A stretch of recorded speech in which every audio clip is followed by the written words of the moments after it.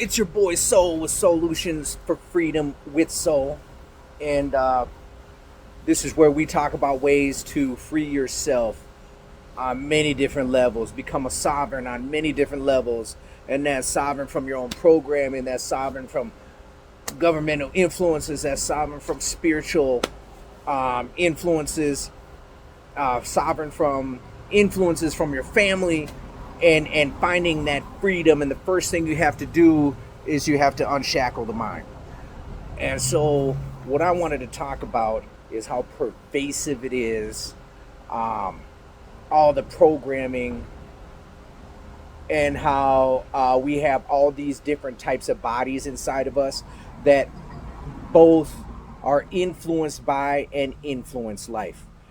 So let's talk about the different bodies, like the emotional body, the mental body, the spiritual body, the physical body.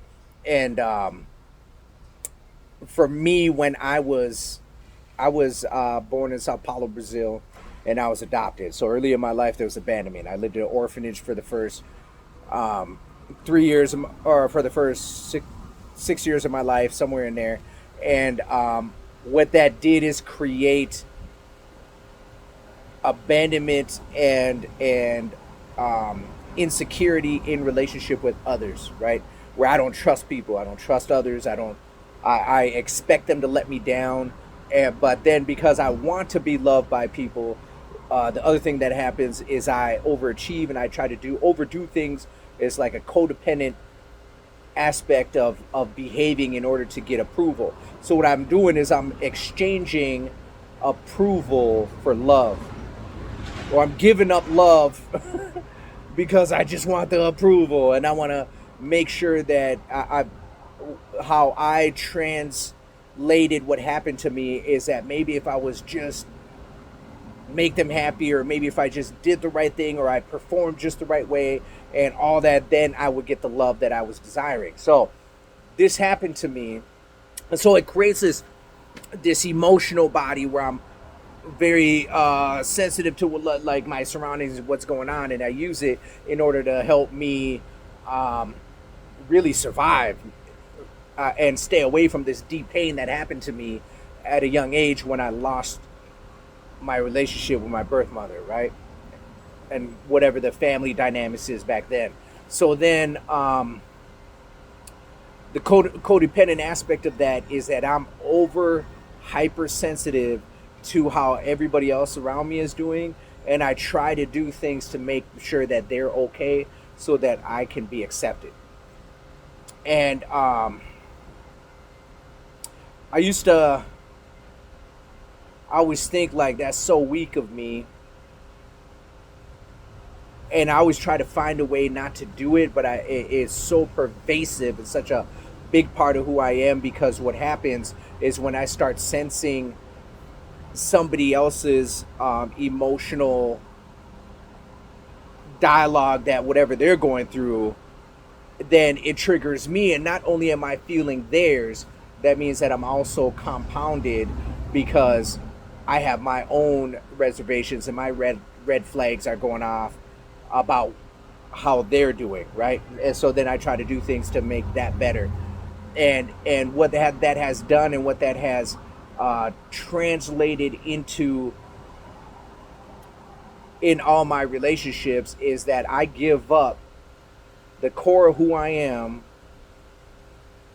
in order to be accepted by whoever I'm in relationship with. I give up the core of who I am in order to be accepted by whoever I'm in relationship with. And I want to share this because even right now I'm going through it, and it's fresh in me, so I can really talk about it. And I know there's people out there that are frustrated in their relations, feel like that they're giving everything that they can and doing everything they can, including sacrificing who they are for their relationship. And I want to tell you right now, it's not worth it. It's not worth it. What you got to do is figure out that you are the most important thing to you. that you need to do what you need to do for you, and those that are meant to be with you will be with you. They're going to love you, they're going to love you, and that's really what you're looking for, is to be accepted for who you are. But when you're too busy trying to placate people and do things for people and make them happy so that you look good in their eyes and they don't abandon you, then you're not being authentic. So there's two things that happen. Number one, you cheat yourself from being you and loving yourself. And number two, you don't even give that other person an opportunity to see if they even really want to be with you, because you're not even being yourself. And so then there's a betrayal. You abandon yourself to be with somebody who isn't even experiencing your real self. And what happens is that nobody is happy. Nobody is happy in that situation. You have to learn, and just like I'm learning, that I have to just do whatever I need to do for me and not worry about judgments of others, because regardless, people are going to like you or not, so you might as well do what you want to do. And then you'll feel more fulfilled and more stable in who you are, because you'll have a compass from within you that'll guide you through life. If you're so busy using other people's emotions as a compass to guide you through life, then you're going to be keep running into brick walls and drowning yourself, and waking up one day and looking around and being lost, because the life you're living in isn't even the life that you want. So it is better for you to be honest with yourself and who you are and what you want, and live that life, and fuck anybody else. And I mean that. Fuck what anybody else thinks. Fuck them. If they don't like it, fuck them. Now, I'm not saying that to be like, be an asshole to people. I'm not saying that to be like, don't be considerate of other people. I'm saying that to be like, when you feel this thing in your solar plexus, your willpower, right?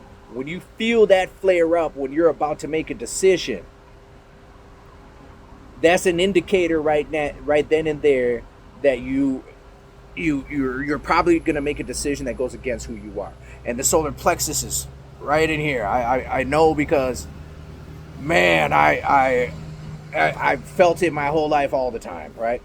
So it's not your fault a lot of the shit that you went through in childhood happened to you. That's not your fault. That you didn't get the love that you wanted, that you grew up in foster homes or in an orphanage, you're adopted, and then it seemed like that the pattern continued on, because it's a self-feeding system. And what I mean by that is, because you resonate at this frequency of being that type of a person who is codependent or dependent on making somebody happy in order to feel safe, then what happens is you attract somebody who needs to be made to feel happy. They are looking for their own feelings to be met outside of themselves. So then it's a self-feeding system, because you'll never be able to make them happy because they need to make themselves happy. You'll never be able to meet their needs because they need to meet their own needs. And then the other thing is they want you to be authentic with them, but you can't even be authentic with them because you're so busy trying to control how they feel by doing things that you think that they want you to do, so that you're still accepted. It is a catch-22 situation, and the way the universe works is you attract. It's like the universe has to balance itself out, and then you attract the very person that is also in their own trauma and has their own trauma shit that they need to deal with in being able to feel fulfilled within them. And you're trying to fill that gap, and that gap is unfillable because it just needs to be filled with their own love. Just like you trying to have that person fulfill or make you feel like you are accepted, that's an unfillable gap. It's impossible for anybody outside of you to fill that gap. You got to accept yourself before anybody else can truly accept who you are. And the way that that works in accepting yourself is you got to really get to know yourself. You have to step into that fear of doing what it is, who you are, what you are, and stepping into your own power regardless of anybody else. And you have to listen to your gut when it starts going off. That and that should be your first indicator that you're about to do something that goes against who your authentic self is telling you to do. And it's okay. I don't give a fuck if it's hey man, do you wanna go get some Dairy Queen?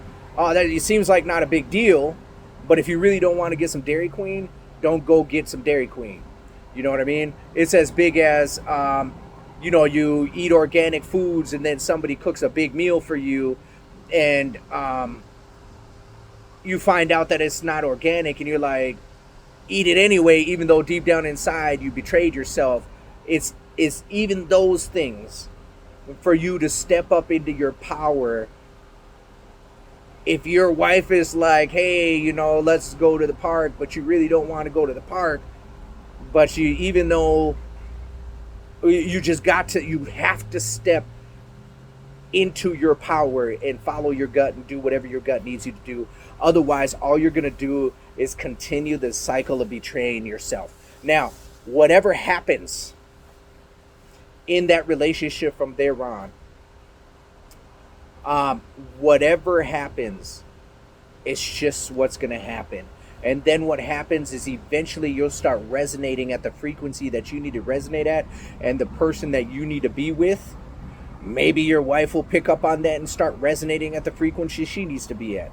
Maybe your husband will start resonating at the right frequency because you're making the choices that you're making for you that are going to be strong and what you need them to be. But if it doesn't work out, it doesn't matter, because that person wasn't on the same frequency as you were. And all it's going to do is you're going to lower your own frequency. And I'm not saying lower. I shouldn't even say lower. You're going to change your frequency to meet somebody else's frequency. And that's not even the frequency you're supposed to be on.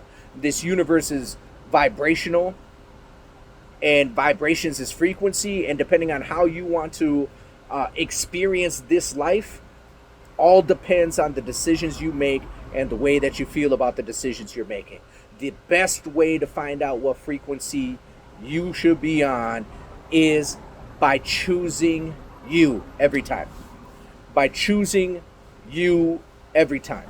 Not in a selfish way like, fuck you, I choose me, but in a way where your gut starts speaking up and is telling you that you're betraying yourself, and then you make the decision not to betray yourself. Getting clear on what you want and how you want to live life, and living from that clarity.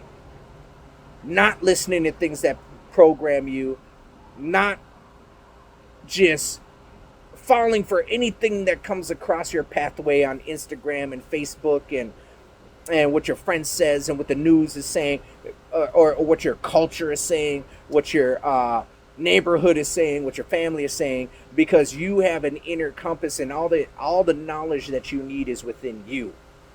And that is truth be told. Everything that you need to know is within you. And if you can take the time to be quiet, if you can take the time to listen to yourself, you will know what it is that you want to or do not want to do. I want to share this information because it causes a lot of pain for you and for the people that you love, for you not to be yourself. I understand that it has always been scary to be yourself before this point. But if you're listening to this, it's time for you to step into that fear and to be yourself, so that you live a more fulfilled life, so that you don't feel empty, so that you're not whoring yourself out to everybody else's emotions because you're willing to be that caretaker for who they are and give up who you are for everybody else. That right there is slavery.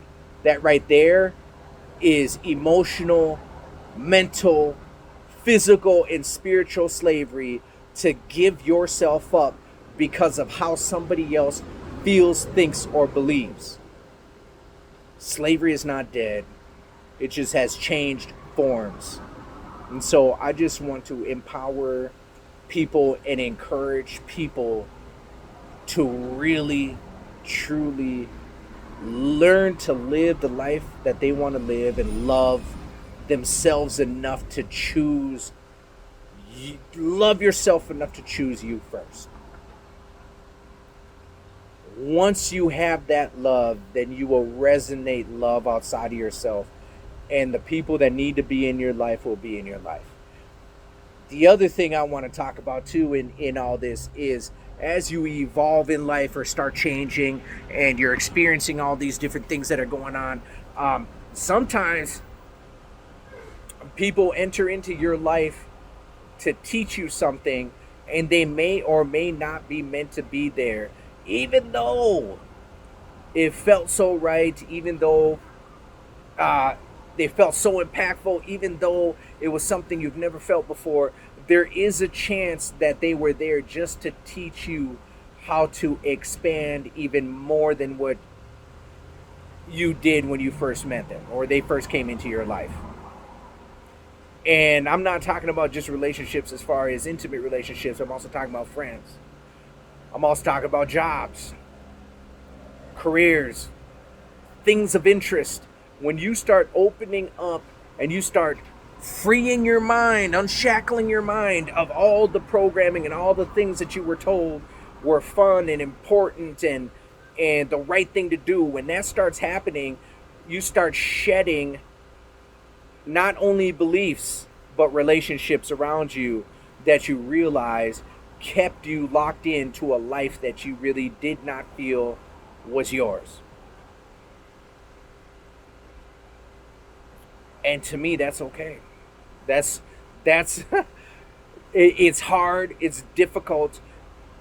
Bonds are hard to break because they're usually attached by different emotions and experiences, and you share different fears and excitements, and then you fear being alone.